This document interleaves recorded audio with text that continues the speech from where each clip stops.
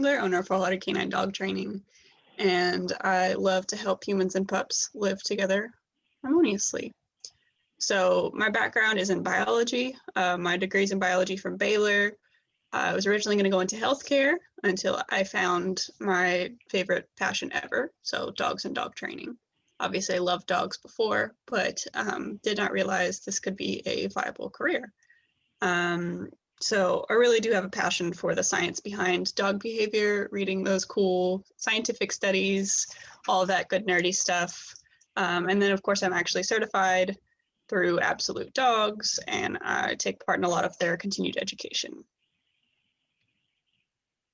All right, so what makes my company unique? Also, for those of you who don't know, this is Bristol, my pup, the one who passed recently, and she's how the company got started, and her paw print is actually the logo.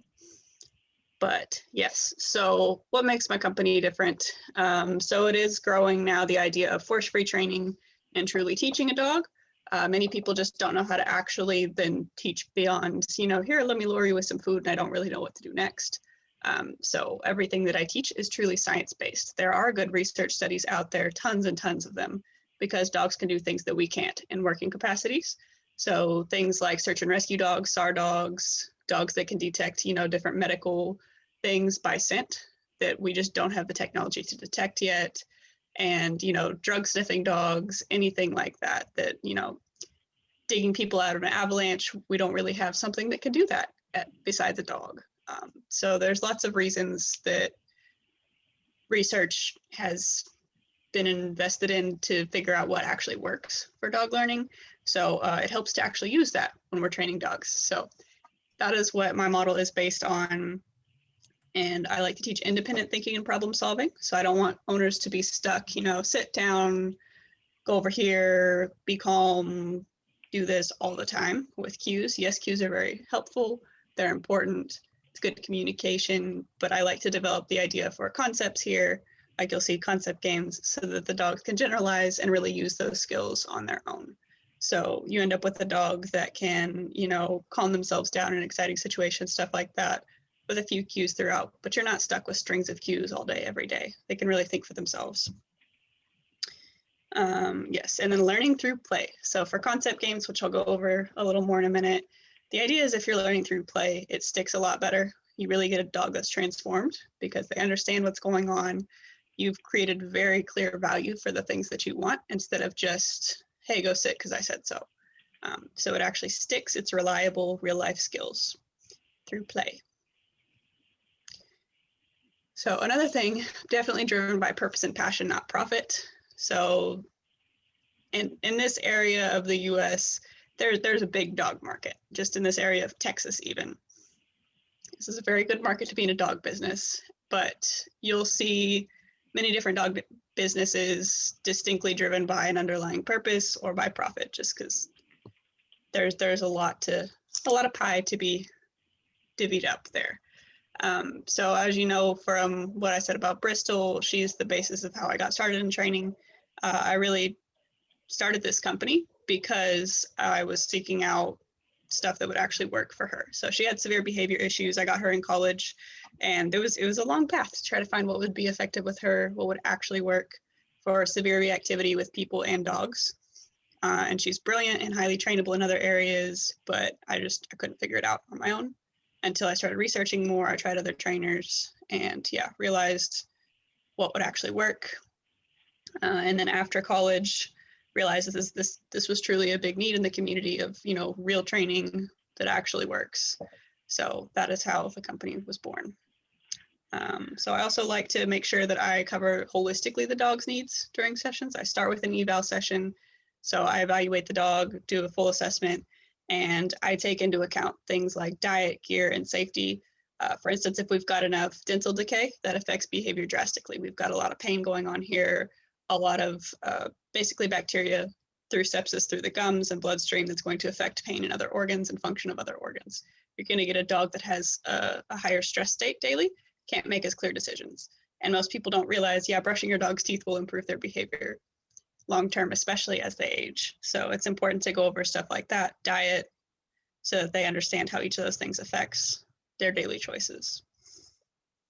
So yes, I also offer private sessions. That is the big hit lately, of course. Group sessions are currently postponed.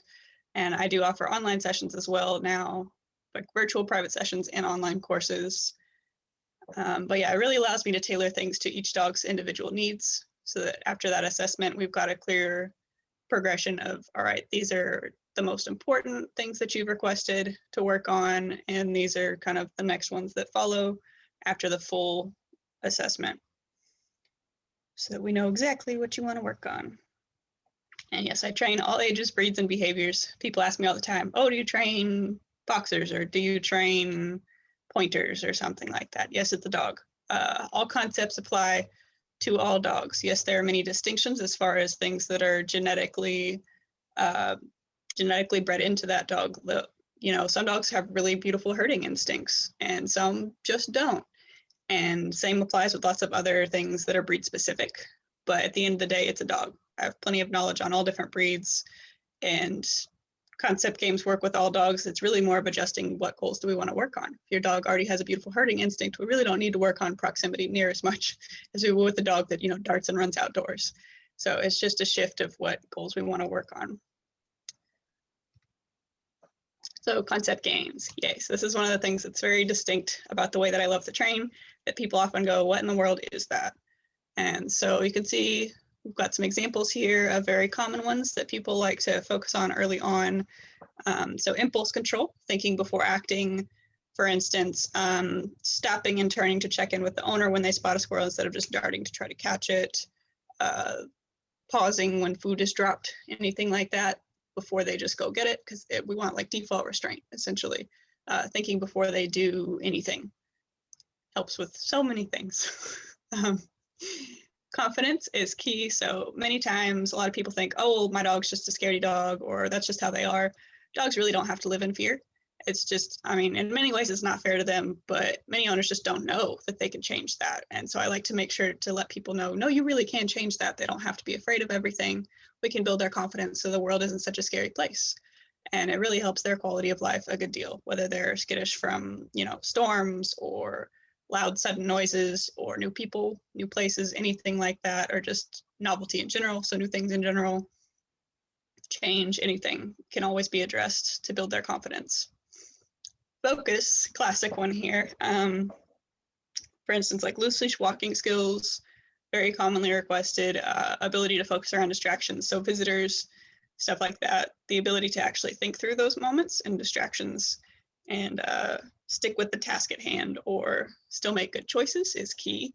Can absolutely be trained. It's not very realistic to expect good focus from a dog without training it in very strategic ways. Otherwise, as they age, sure, they might be a little bit calmer around certain distractions, but we're not really developing the focus at that stage. It's just that those things don't matter as much. So absolutely key to develop focus in ways that they can apply it every day in little stages. All right, calmness. Calmness is king. I always say you cannot make clear decisions with like a hectic mind. You have to have a calm state of mind to make good decisions. So calmness is the key foundation for good decision making for humans too. But I'm sure Jody can tell you much more about that. But for dogs, yes, we want a calm state of mind to make good decisions. So there are so many ways to invest in calmness, but again, I like to invest in it as a concept. I want them to be able to generalize this in all different ways, not just stillness, but the idea of actually having a calm, clear head. So I want to help them guide them into that headspace repeatedly and help them generalize it to other contexts so they can do that around excitement. This is where a lot of the magic happens that you see, like, oh my goodness, it looks like a working dog now. Well, yeah, because we've taught them how to think clearly. So calmness is very, very valuable. And then optimism. So optimism is a little bit similar in line as far as, types of goals to confidence. For optimism, what we often get is a pessimistic dog. In other words, they expect a certain series of events or a certain type of outcome when they see a particular stimulus. So if they're reactive to other dogs, they see another dog, they expect a bad outcome. You get lunging, barking, panic, or hiding and trembling, some sort of negative response because they expect something bad. What we want to build with optimism is the expectation of good outcomes. So the idea that that might not actually turn out bad, you can handle this, you can do X, Y, Z to keep yourself safe, and we're all good. So optimism is key for a lot of behavior issues. All right, so love this Benjamin Franklin quote, tell me and I forget, teach me and I remember, involve me and I learn.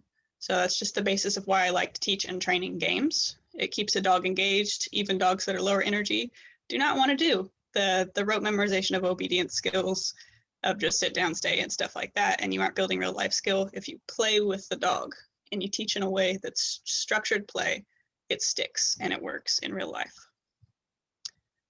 All right, so behavior is communication. A lot of times people think, oh, my dog's being good or they're being bad. No, they're just behaving in whatever way you've shaped them to think is acceptable.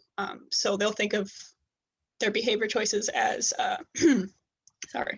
as something that's like high value and reinforced, or low value, something you haven't reinforced, or something that had a negative outcome. Or they'll think of it as, safe and unsafe, rewarding and not. They aren't going to think of it as good or bad. They're going to be thinking of it in terms of how you've shaped it, as either you've made it rewarding or you've made it unrewarding, or you've made them feel safe doing that, or you've made them feel unsafe. So behavior is always communication. If they're doing something, whether they're doing something you like or not, they're giving you information. They're telling you something. And it's your job to shape the factors here to change that. So this is supposed to be an iceberg, by the way. Forgive my digital art. So we've got behavior up top that we can all see. And then underneath are all these underlying factors. So things like boredom, optimism, frustration, energy level, pain, negative experience, and reinforcement, and some more in here. But the idea is it's always our job to shape these underlying factors to get the behavior we want. Because if you're not seeing the behavior you want, we need to do a little remodeling here with these factors, particularly reinforcement, to make sure that they understand which things are going to be rewarding. So we want to change and manage these through teaching concepts. So like I said, the more that we teach those concepts, the more efficient it is, because we're teaching them to value a particular set of choices versus just a distinct cued behavior. And it's always our responsibility to shape these to produce the behavior we want, because dogs aren't thinking they're bad. They're just thinking, either you're happy with them or you're not. So it's our job to really develop communication with these aspects so that they know exactly what we want from them, they find it rewarding, and they see those choices as something they want to do.